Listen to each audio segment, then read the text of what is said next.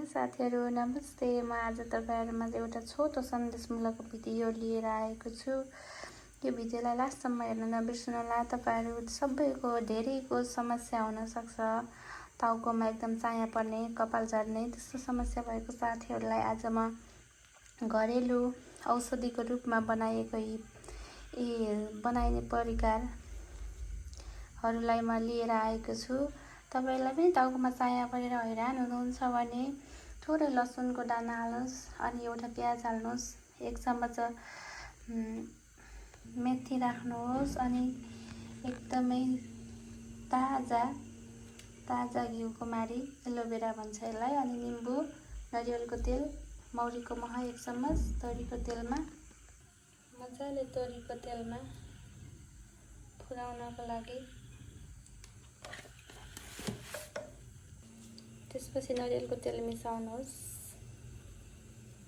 अब मजाले मेथीको दाना फुराइदिनुहोस् मजासँग। अनि छ भने आधा चिनी दालचिनीको धुलो राख्न सक्नुहुन्छ।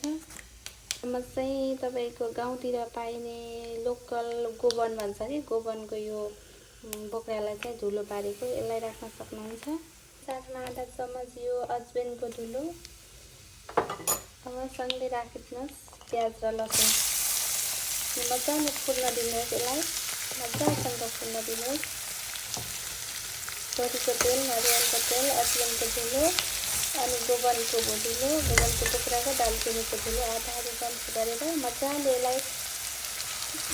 कम्तीमा 10 मिनेट जति पकाइसके पछाडि यसलाई राम्रोसँग पकाएर राम्रोसँग पकाएपछि यसलाई एकछिन थोरै तर्न दिने।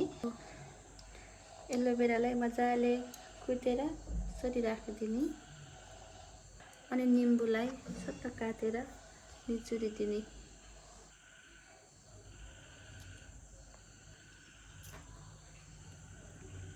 मजाले 1 चम्मच महलाई निकाल्दिने अनि राखिदिने, घोल्दिने यसलाई। अनि अघि पकाएको यो सबै सामग्रीलाई मजाले पातलो कपडा वा कुनै पनि जालीमा छानेर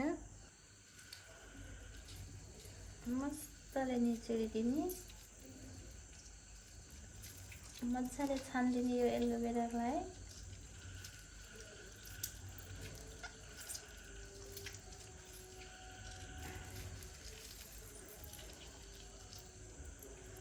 अनि मजाले यसलाई मजाले छानिदिने दुईटैलाई।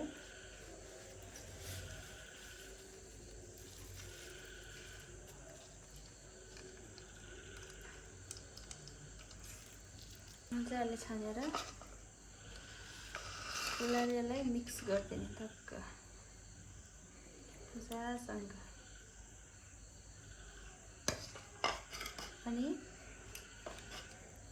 यस्तो खालको बन्छ। यो बनिसकेपछि हप्तामा 2 पटक तपाईले प्रयोग गर्न सक्नुहुन्छ। हप्तामा 2 पटक मजाले नुहाउनुभन्दा अगाडि कपालको जरामा मजाले मसाज गर्नुहोला अनि तपाईको चाया छनक्कै हुनेछ।